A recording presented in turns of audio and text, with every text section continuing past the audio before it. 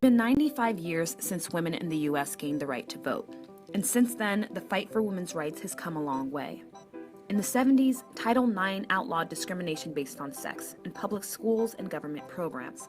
And yet, there was actually no general constitutional guarantee of equal rights for women.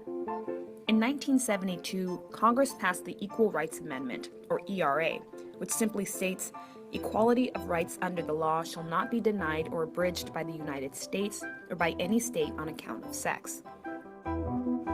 But in the end, that amendment never became part of the Constitution.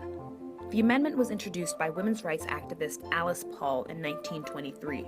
She argued that the then recent passage of the 19th Amendment, which gave women the right to vote, would not protect women against discrimination in other areas of life. Between 1923 and 1972, the amendment was introduced in every congressional session. Many famous feminists like Betty Friedan and Gloria Steinem staunchly supported the idea. Even First Lady Betty Ford voiced her support. It will help knock down those restrictions that have locked women in. But the amendment was not without its opponents. And surprisingly, the head of the Stop ERA campaign was not a man, but a woman. Leading the charge against the ERA was conservative activist Phyllis Schlafly. She argued that it would actually hurt women by forcing them to be part of the military draft and ending certain protections, such as alimony after divorce.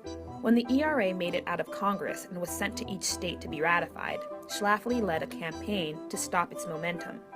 Whether by her intervention or not, the amendment was only ratified by 35 of the 38 states needed to amend the Constitution. But despite the fact that it still hasn't been ratified, the Equal Rights Amendment has not been completed.